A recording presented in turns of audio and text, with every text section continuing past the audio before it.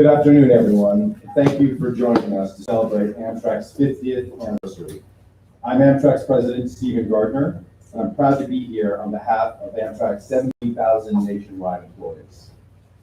First off, let me thank Secretary Buttigieg and Second Gentleman Emhoff for being here. What an honor it is to be with them to recognize this milestone, and we're so thankful for their leadership and support.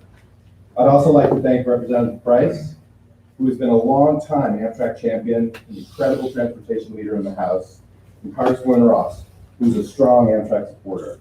Finally, let me thank Governor Cooper and Raleigh Mayor Baldwin for hosting us here in this incredible state and amazing city.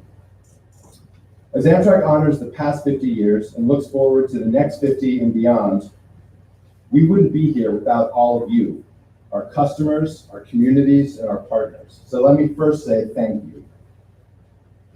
Since 1971, Amtrak has been America's railroad, safely connecting friends and families across the country to places they want to go. Through it all, we and our partners have managed to preserve and incrementally improve, showing all who wanted to see that when we invest in passenger rail, we can create services that become vital to regions, essential to individuals, and transformative for communities. We need to look no further for proof of this than this gorgeous Raleigh Union Station. And we believe at Amtrak that the best is yet to come. President Biden's transformative infrastructure plan proposes a visionary and bold path to a bright future, a path that makes passenger rail central to addressing the challenges of economic recovery, mobility, and climate change. Our country deserves a rail system that connects more Americans with trip time competitive service, convenient, reliable, and low carbon transportation. One that expands opportunity, promotes equity, and enhances lives.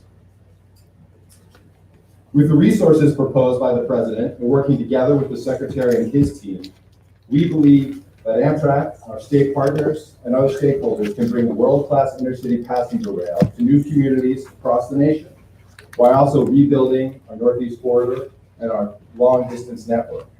In doing so, we can also help lead the urgent race against climate change, as we get real about rail as an alternative to flying and driving.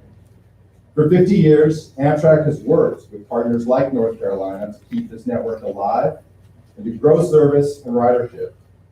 But now, with the bold vision laid out by the President and the Secretary, we have the opportunity to build an intercity passenger rail system for the 21st century, one that can do so much more for all of us.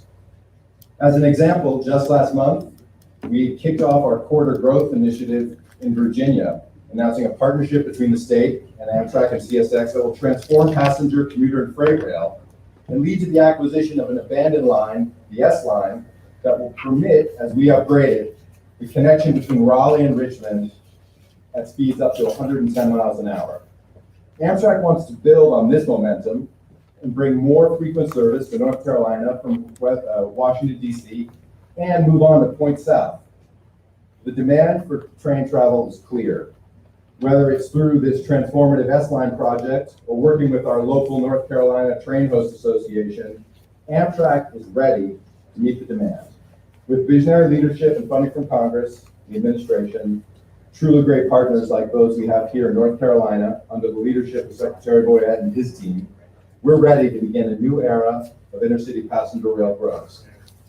Let me also just note that the reason we can stand here today and have this conversation is because of the incredible leadership from the President and Congress in passing the American Rescue Plan, which provided Amtrak $1.7 billion in funding.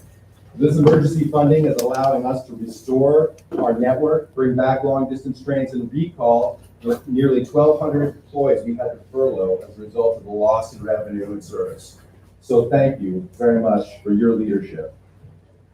In conclusion, let me say this anniversary marks a moment of optimism and opportunity as we build for the future. We're so honored to be marking it today with a visionary leader like Secretary Buttigieg, a true believer in Amtrak, and the Second Gentleman. Working together with the administration and the department, our state officials, leaders in Congress, we can ensure today marks not just a milestone in the past, but a milestone towards a bright future. Now I'd like to turn the mic over to the second gentleman and thank him again for his presence here today.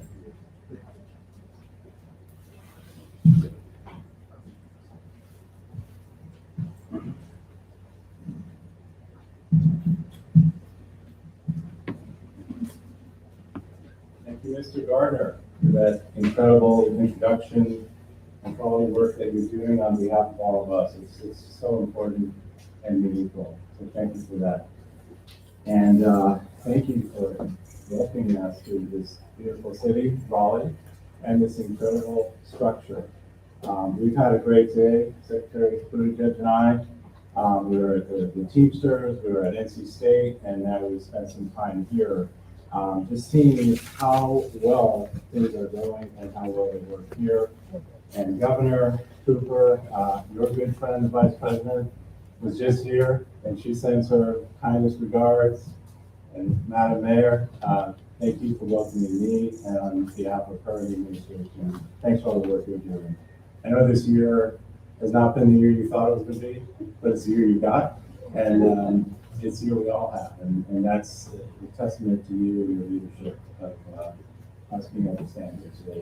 And to our other elected, it's great spending this day with you as well, and I look forward to returning. Pete, Secretary, my good friend, it is such an honor to have you be a friend to myself and the Vice President, but for all the work that you're doing on behalf of us and the way you are out there, putting yourself out there and explaining things to all of us in a way that needs to be heard. So keep doing what you're doing. It's been a lot of fun today, and I look forward to many, many events with you in the future. So thanks for all your work. As I said, we've had an incredible day here. We really have. Union workers, great union workers, transit workers, electricians, as transit workers who are putting themselves on the front lines for us, for all of us.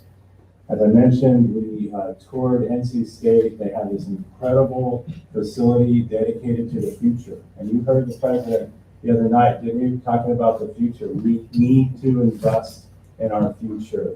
And seeing what I saw with the materials and the 3D printing and the asphalt and concrete tests, that's the thing we need to be doing all around the country so we can compete and we can win. That's what the president said. And that's why we really need to pass this American Jobs Plan.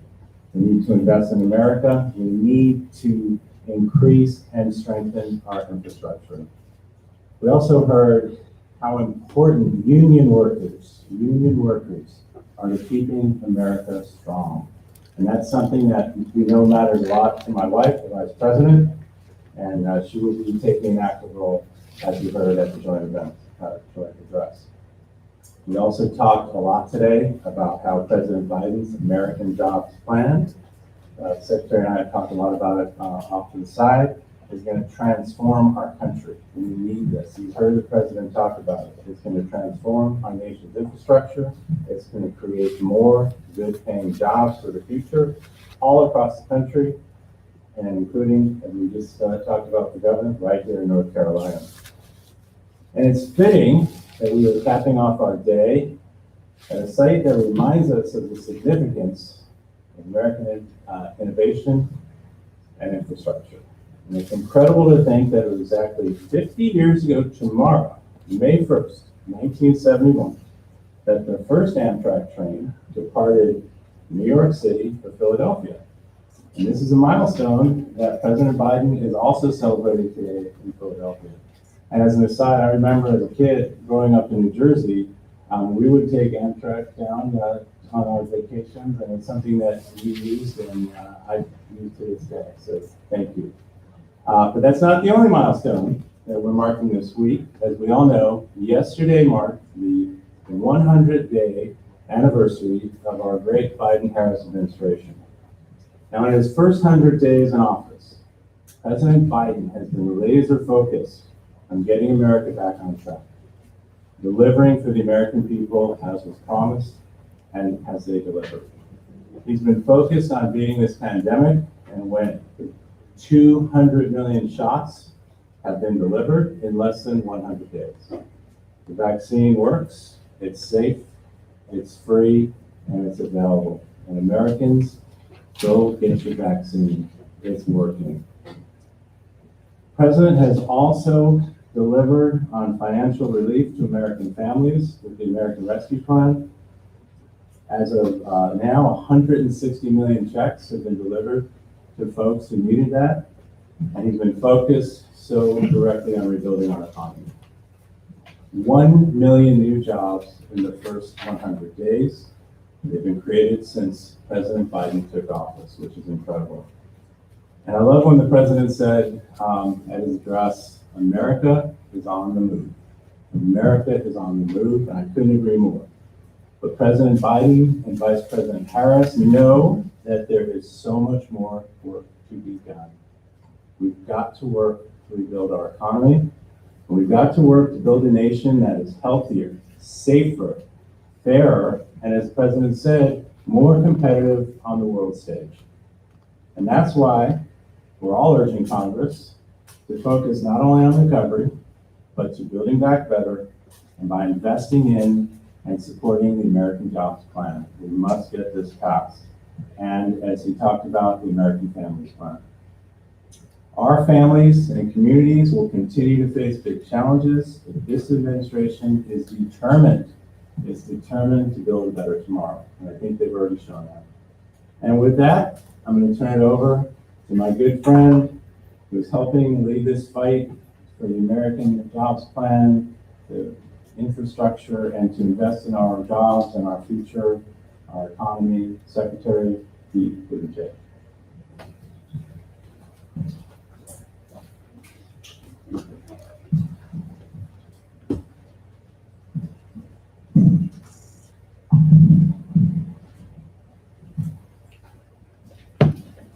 Thank you. Greetings, everyone, and second gentleman, Doug Inhofe, thank you for your friendship. I remember the first day, very first day when I took the oath, and you honored us by coming to join the Vice President, Chasten. I remember talking about how you were going to be working and traveling the country to highlight issues of great importance. And so we're very thankful that today you're helping to highlight the issues of importance around transportation and infrastructure. I hope this is the first of many times we get to see exciting things happening around there together. So thanks so much. And Amtrak President Gardner, happy Amtrak birthday. And thanks so much for everything that everybody at Amtrak has been doing. It's been a demanding time, a challenging time. You've risen to it, and we're just thrilled to be celebrating with you. And to so many friends hosting today, I feel a real kinship between North Carolina and my own home state of Indiana, because we share a fondness for things like infrastructure and adaptive reuse. And I believe we share a legacy and a future promise of greatness in other important American institutions. I would name basketball and transportation without suggesting which order those ought to go in. So many of our country's greatest leaders in transportation have called this state home, and also marking the 50th birthday. I believe today or tomorrow is my predecessor, former Transportation Secretary Anthony Fox, whose extraordinary leadership on transportation equity in particular has helped to define a priority that we are now working on in this administration. I'm delighted to be here with Governor Cooper, who oversaw so many of the critical projects that we're going to discuss today and laid the groundwork for so many that will be happening in the years ahead. So thank you for your leadership, Governor. Thank you, Mayor Baldwin, fellow mayor, for all of the work you've done to improve transportation in Raleigh. Congresswoman Ross, thank you for the conversation we've had and for graciously hosting us in your district. And I'll be on my best behavior next to Congressman Price, who is chair of the House Appropriations Transportation Subcommittee and a leader in shaping transportation policy, including rail, here and across the country. So thank you. And that brings us to our guest of honor today, which is Amtrak. 50 years old tomorrow, and Amtrak, you don't look a day over 40. Since launching, Amtrak has connected us to the people and places that we love, linking small towns and big cities across the nation. 190 million Americans live within 25 miles of an Amtrak station. And so in so many places, Amtrak is the go-to for long distance travel. This year's been a tough one for Amtrak, as it has been for families and organizations across America. Yet today, with millions of vaccines being administered, We see that light at the end of the tunnel, and we're ready to emerge into a better future. Now, while we were in that tunnel, we had occasion to do a lot of thinking about what a better future might look like. And the truth is, we don't want to, cannot, must not return to where we started, somehow just rewind to January of 2020. Because even before COVID, our country was hurting. In infrastructure, we had slipped to 13th place globally, with a $1 trillion backlog in repairs. Americans were spending too much time and money commuting already. Our roads were not safe enough, notably for communities of color who face disproportionately dangerous pedestrian crossings, an added burden for a community bearing the weight of racial inequity in so many ways, a source of pain that is, again, fresh on our minds and in our hearts right now in the wake of the killing of Andrew Brown Jr. last week. We want to go forward and build a country that is stronger and more equitable, where your commute isn't so expensive that you can't afford childcare, and where childcare isn't so expensive that you can't afford to go to work at all. In his 100 Days address, President Biden has put America back on track and explained what it took to get here and where we're going next. And he's made clear that we need to seize this opportunity, not just to survive the season of peril we're in, but in order for America to win the future. Here in North Carolina, we have seen examples of the kinds of investments and resources that we're hoping will be available to so many communities across the country. The extraordinary space we're standing in today, the station, and the ability to travel in the surrounding area by train, car, bus, bike, foot, all of that came about through a partnership of local, state, and federal departments of transportation and leaders. The passenger train line between here and Charlotte was improved through a similar state-federal partnership.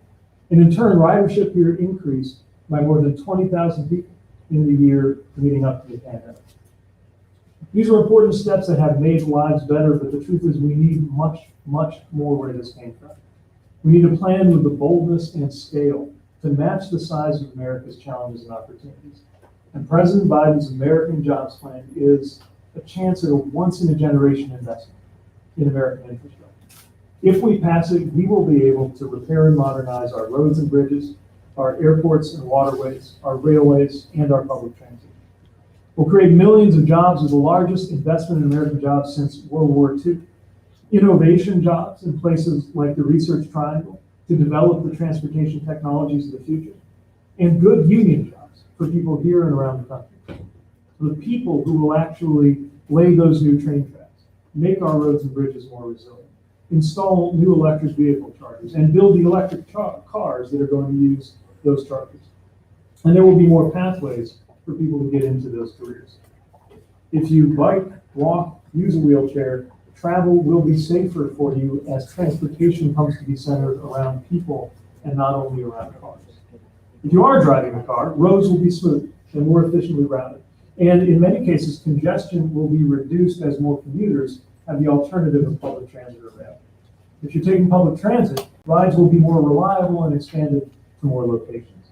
If you take passenger or commuter rail, trains will get you to more destinations safely, comfortably, and quickly as we modernize a system that was in many places built even before the creation of Amtrak 50 years ago. When we envision travel for the next 50 years, the train should be a common sense option. The rumble of rails and the freedom of looking out your train window should once again be known to be as all-American as the open road. Those who have lived with longer commutes and higher levels of pollution because of highways that cut through communities of color will see dedicated funding to fix those wrongs. All in, the American Jobs Plan is a $2.25 trillion investment. It doesn't tinker around the edges because we've done that for years and it hasn't worked. I know that we can deliver bold infrastructure solutions because we've done it before. In fact, nothing could be more American. This is the country that built the Erie Canal, the Transcontinental Railroad, the interstate highway system. These projects unified America. They supercharged our economy, and they expanded our concept of infrastructure to keep America ahead of the world. So now it's our turn to build the America that we want and deserve.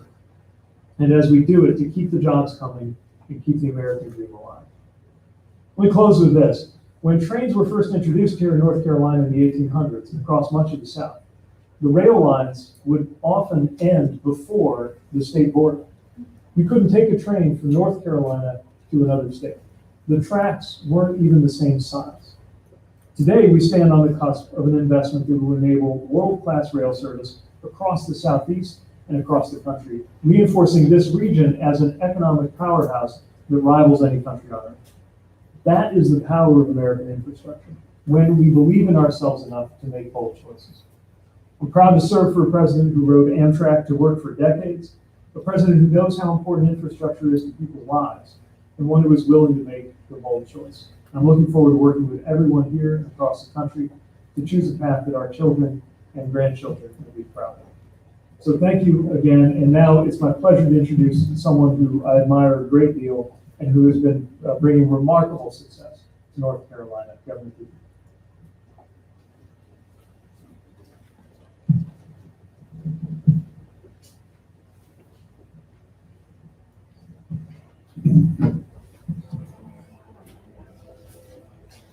Welcome to North Carolina, to our esteemed guest, Secretary Buttigieg. Your experience as mayor, your deep knowledge of infrastructure makes you a fantastic Secretary of Transportation. And today, when I saw the sparkle in your eyes when you were talking about asphalt, I knew that this was an absolute winner. Thank you for your leadership in our country and what you're doing right now. Second Gentleman Emhoff, great to see you. Of course, the Vice President and I have been friends for a long time. As you mentioned, we had a great time with her visiting North Carolina last week. We're so grateful for her work, and it's pretty clear that President Biden is taking her into his confidence and trust, just like President Obama did with him. And so we're excited about this administration and her great work. Stephen Gardner, we're just excited to celebrate Amtrak's birthday today in this wonderful Union Station. We're glad to have so many other people here, Congresswoman Ross, Mayor Baldwin. We have our Secretary of Transportation, Eric Boyette, who is with us today, the Chair of the Wake County Commissioners, Matt Calabria, Senator Jay Chaudhary, who represents this area. I'm going to introduce the big guy in just a minute, but let me just say, we know this has been a tough year. It's been a tough year for Amtrak. You're one of these industries that has been hit so hard by this pandemic. But North Carolina is coming out of this pandemic with a roar. We are ready to move our economy forward. And one of the reasons for that is the Biden-Harris administration, an administration that has taken this pandemic seriously.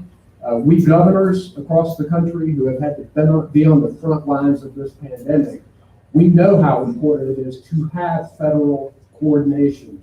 And because of that, we have almost half of our adult population with at least one shot, around 40% who are fully vaccinated. And what's really great, our vulnerable 65 and over population, 72% or more are totally vaccinated, almost 78% with at least one shot. So that is positive. North Carolina has been attracting jobs. Just in the last 2 months, during the Biden-Harris administration, 11 companies, including Apple, with its East Coast campus, thousands of jobs coming into our state. We have continued to emphasize the importance of education and healthcare, and are grateful for this administration's leadership there. But we know that when we emerge from this pandemic and we pay attention to education and healthcare, that the backbone of our recovery will have to be our infrastructure. Governors across this country have been waiting a long time for an infrastructure bill. We're grateful to have Congressman Price and others who have helped to build this Union Station and who have helped us with transportation and other projects. But a comprehensive infrastructure bill is going to be critical for our state's recovery and this country's recovery. So we're excited about it. And we're also excited that this administration is taking the broad view of what infrastructure is. We know rail is critically important for both passenger rail and freight rail. And we're excited about the S-Line here in North Carolina and how it's going to help move our economy forward. But we know high-speed internet access has to come to this state and across the country. And not only do we need to get everybody connected, but we need to make sure that people can afford subscriptions and have devices to make sure that their families are connected to telemedicine, to remote education, and to rural markets for small business leaders. We know that clean water and water infrastructure is going to be important. Already, we are using American Rescue Plan funds and working with our local governments on a match program to get clean water to our communities. And we know that clean energy and resilience is going to be critical as well. I have a clean energy plan here in North Carolina to get us to 70% reduction of carbon emissions by 2030 and zero by 2050. And we know that our transportation efforts have to realize that it's important to remember about climate, but also recognize that this is where the jobs are of the future. So we're glad to have you here. North Carolina, I told you that our universities cannot be matched. Our diversity and inclusion is a calling card for us, and we're glad to have you here. And we know you're glad to hear our next speaker, who has been a leader in North Carolina for years. He has been largely responsible for federal help that we've gotten in so many areas. And I know that he knows how to bring a train full and on time into the station. So I will introduce to you our great Congressman David Price. How about that? Great. How about that?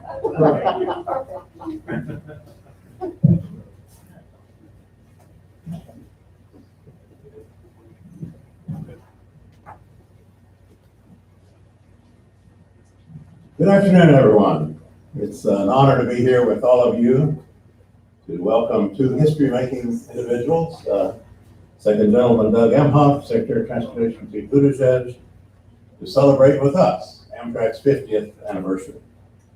I also want to recognize our outstanding Governor, Roy Cooper, my friend and colleague in Congress, Deborah Ross, another longtime friend, Mayor Baldwin, and Amtrak President. Speaking of the occasion, Stephen Gardner. We're delighted that you have chosen Raleigh for this observance. You probably had a lot of choices, but I must say this is a fitting choice.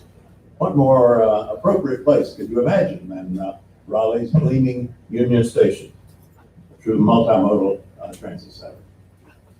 After years of planning and design and environmental assessments, we had a coalition of local, state, and federal partners step up to make the vision for this station a reality, with the first trains going by out there in July 2018. Now, 3 years later, Raleigh's Union Station remains a model for the future of multimodal transportation, as well as a shining example of what can happen when government at all levels becomes an instrument of our common purpose and our common determination. I'm happy to say that the federal government is present and accounted for. Union Station was awarded 3 competitive Tiger grants over the years and was able to draw on some of the 2009 Recovery Act funds awarded to the state when President Obama was in the White House. It was these funds that also allowed us to develop this wonderful, fast, efficient Amtrak service several times a day between Raleigh and Charlotte. And now let's just say it's on to Richmond. Richmond is next. We can do it. We can develop this next critical link in that Charlotte to Washington Southeast corridor that we envision. And now for the reason we're here today, Amtrak's 50th anniversary. Thanks to Amtrak, millions of Americans travel to work, they see family, they explore what the U.S. has to offer. Amtrak offers a vital transportation option that is convenient and environmentally friendly and helps generate economic activity. We know this is true in North Carolina, whether it's the state-supported Piedmont route or the Carolina or the Silver Star or other routes we could name. Amtrak has helped make North Carolina a better place to live and work and do business and raise a family. The power of Amtrak's mission communities and to move America where it wants to go. Has never been more important. Now, the pandemic has not been kind to us, transportation or other aspects of our lives, of course. It's strained our systems. It's threatened access to efficient transportation within and between communities in our country. As chairman of the Transportation, Housing, and Urban Development Appropriations Subcommittee, I and my colleagues have been determined to protect and to modernize our transportation networks, including Amtrak. And now, as we see the light at the end of the tunnel, we see a positive vista going forward with the release of President Biden's groundbreaking American Jobs Plan, as well, I must say, as the fiscal 2022 transportation budget. There's a lot to look forward to. The president envisions forward-looking investments in service across all modes of transportation with a focus on equity and broadened access and a focus on resilience in the face of natural disasters and a changing climate. In our fast-growing state and region, this will mean enhanced rail service with Washington and the Northeast Corridor. It's going to also mean related developments of the S-Line, of regional rail here in the Triangle. And by the way, Charlotte has already made great advances in mass transit. We've drawn heavily on federal support for that development. Bus rapid transit is part of the picture going forward. We have an integrated plan that we have developed and are continuing to develop, and we will count on federal partnership every step of the way. So I look forward to working with the Secretary, my colleagues in Congress, to make the American Jobs Plan a reality, including taking Amtrak and passenger rail to new levels of efficiency and excellence. Thank you for joining us today, all of you, and congratulations for these 50 incredible years at Amtrak. And here's the 50 more, and 50 beyond that. Let me introduce our next speaker, Congresswoman Deborah Ross. She's a champion for working North Carolinians, and I know she's going to be working together with many of us to pass that American Jobs Plan in Congress. So let's hear from her now. My colleague in Congress, whose district we are in at this moment, Congresswoman Deborah Ross.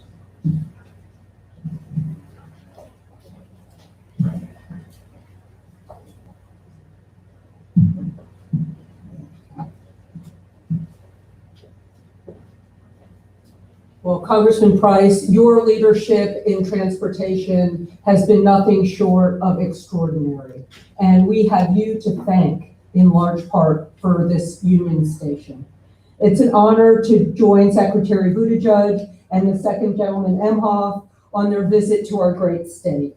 And as you know, tomorrow marks the 50th anniversary of Amtrak. And I can remember 40 years ago taking Amtrak alone as a young child to see my grandfather in Philadelphia and having him pick me up in the station. So that shows how trusting my parents were.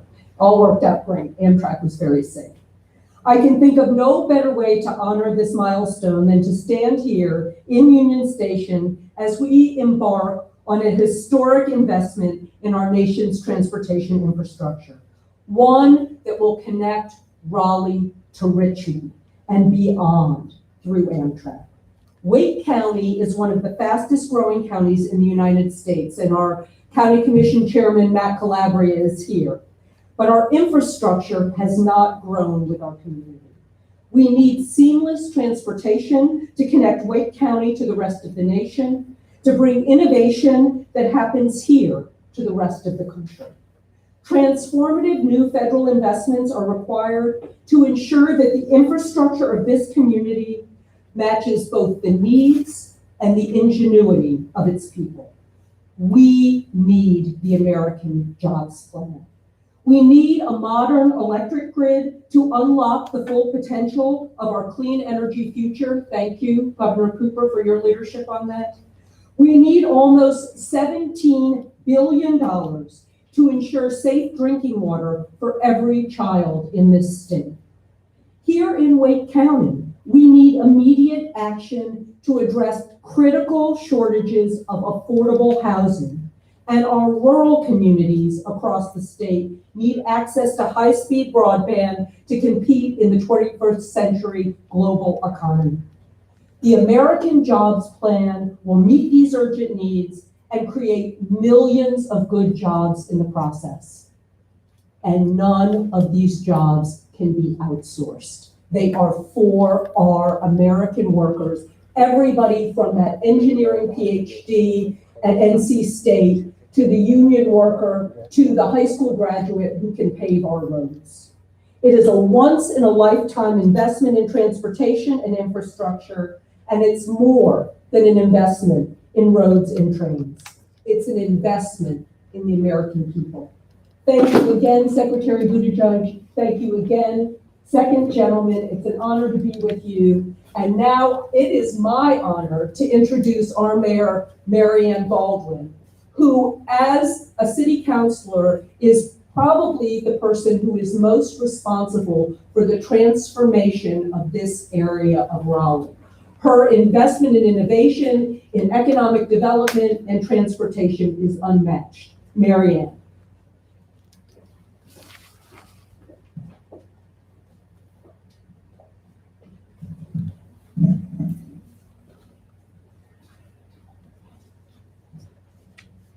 Mayor, you'll always be mayor, right? Mr. Secretary, thank you for choosing Raleigh as your very first visit outside of DC. Second gentleman, my husband, first you, asked me to tell you hello. Okay, I'll pass that on to him. We're here today to celebrate the 50th anniversary of Amtrak, but we're also here to celebrate our future. When we built Raleigh Union Station, we didn't build it for today. We built it for 20 years from now. We built it for the S-Line. We built it for Amtrak service. We built it for high-speed rail. But we also built it to bring equity, transportation, and housing to this area. There's no better way to improve the lives of people who need it the most than providing transportation that is affordable and accessible. And I'm going to say this, we need the American Jobs Plan. We want to be the city of the future. We want to be a city of innovation. We want to be a city of progress, but we also want to be a city of compassion. And we cannot do all of that without the investment from the federal government. So I'm asking today, please make this happen for all of us, for our future, for our country. Let's provide opportunity for those in need. Let's celebrate all we can be as innovators and big thinkers. And let's have the political will to get it done. Thank you very much. Thank you for being here.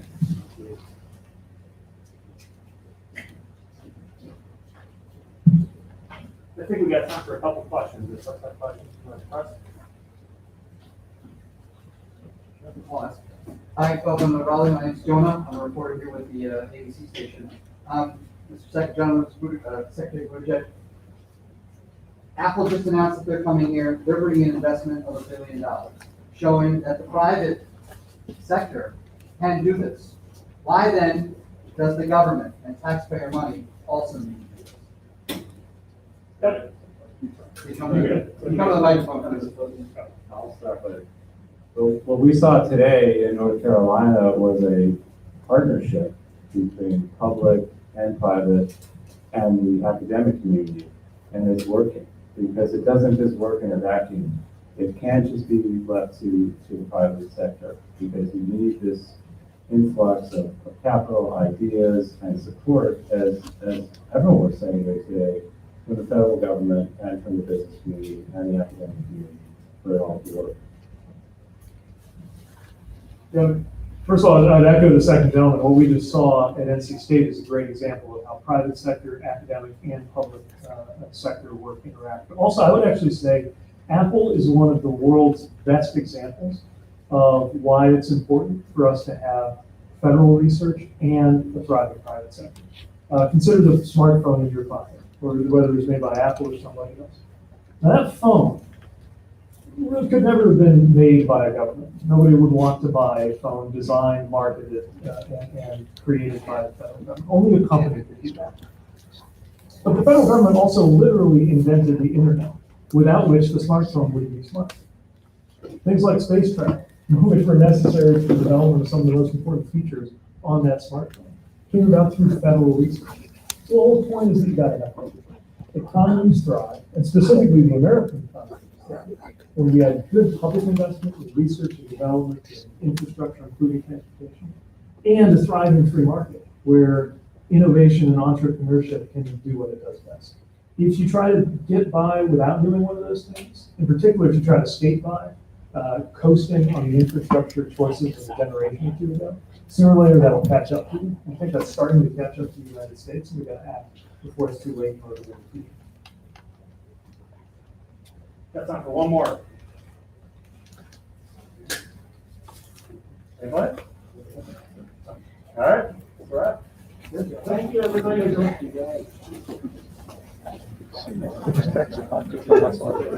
Good to see you.